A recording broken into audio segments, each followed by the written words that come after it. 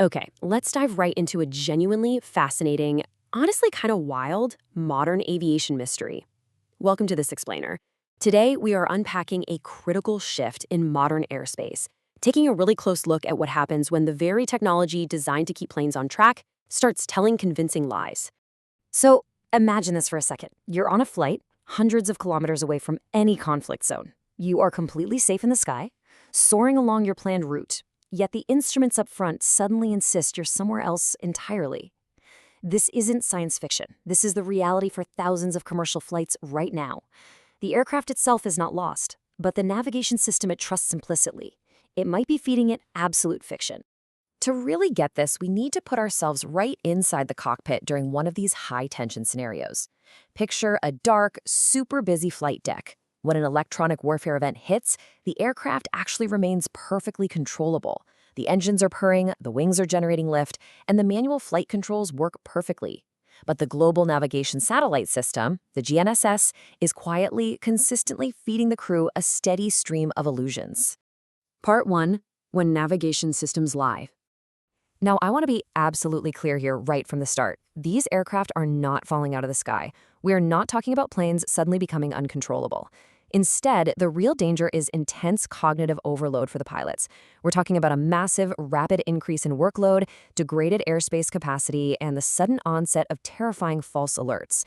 Think of the GPS not as a magical safety net that just vanishes into thin air when it breaks, but rather as a trusted co-pilot that suddenly turns completely unreliable. In a modern airliner, GPS is baked into almost every system. So when it starts lying, it doesn't just stop giving directions. It confidently pumps dangerously bad data into the aircraft's entire central nervous system. Moving on to Part 2, jamming versus spoofing.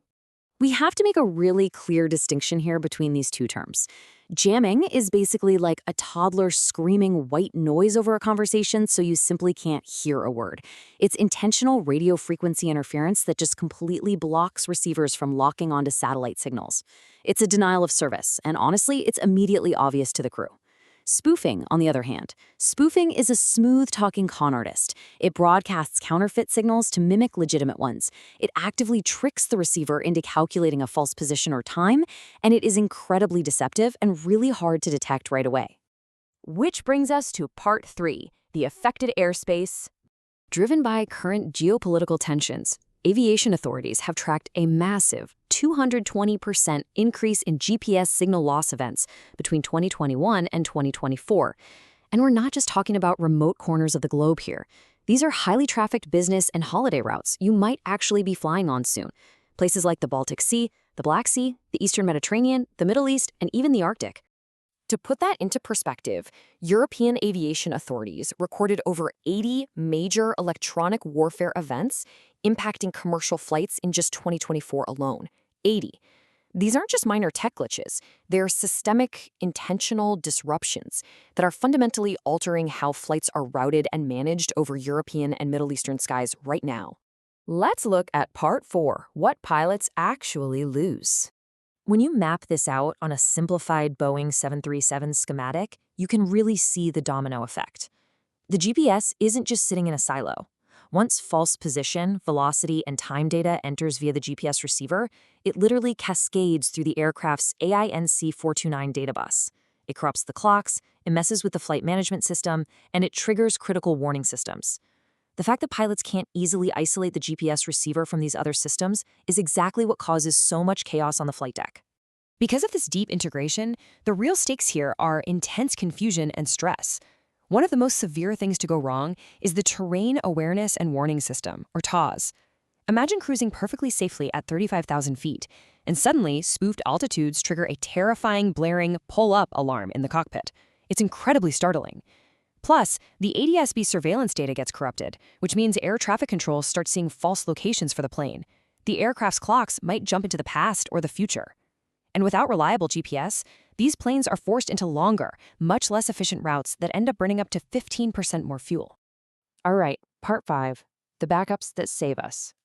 So here is the good news, and honestly, this is what makes aviation so incredibly resilient. Even if the GPS fails completely, the plane's ability to fly manually is totally fine. Plus, the true core of aviation safety kicks in: things like inertial navigation systems, traditional ground-based radio aids like VOR and DME, and the steady, reassuring voices of air traffic control supported that primary ground radar. None of that is touched by GPS spoofing. The crucial factor is how pilots actually leverage these backups. Enter the inertial navigation system, or INS. These are autonomous backup systems using incredibly precise onboard accelerometers and gyroscopes. When crews suspect they're being spoofed, they can manually disable the corrupted GPS inputs. This physically protects the INS from being contaminated by the fake data, allowing the plane to essentially flywheel safely through the sky using pure physics and dead reckoning. It's completely independent of any satellites. And remember how I mentioned the clocks jumping around? To stop the aircraft's internal data link systems from time traveling into the past or future during an attack, modern systems use something called synchronization holdover. Basically, highly stable internal oscillators, think of them as incredibly advanced local clocks, kick in. They hold their breath, maintaining accurate time and frequency locally until the true uncorrupted satellite signal comes back. This bridges the gap so digital communications don't just collapse entirely. Finally, Part 6, Securing the Future. Because this kind of electronic interference is pretty much a permanent fixture in modern airspace now, authorities like EASA and Eurocontrol are rolling out a really strict roadmap. They're implementing real-time monitoring tools to give pilots early warnings. They're heavily pushing for standardized simulator training so crews can instantly recognize spoofing versus just a simple glitch. They're harmonizing how pilots and air traffic control communicate when this happens. But honestly, the biggest one is Step 4. They are officially mandating the maintenance of conventional, old-school ground navigation infrastructure, the exact antennas we thought satellites were going to replace. Yeah, they are now our ultimate safety net. Which leaves us with a genuinely fascinating paradox to consider. In an era defined by highly advanced multi-billion-dollar satellite constellations and space-based technology, the ultimate safety net for millions of passengers might just be a return to robust, earthbound tech. Is the future of safe flight ironically rooted firmly in the ground? It's definitely something to think about the next time you look out an airplane window. Thank you so much for joining me for this explainer. And remember to always keep questioning the technology that guides us.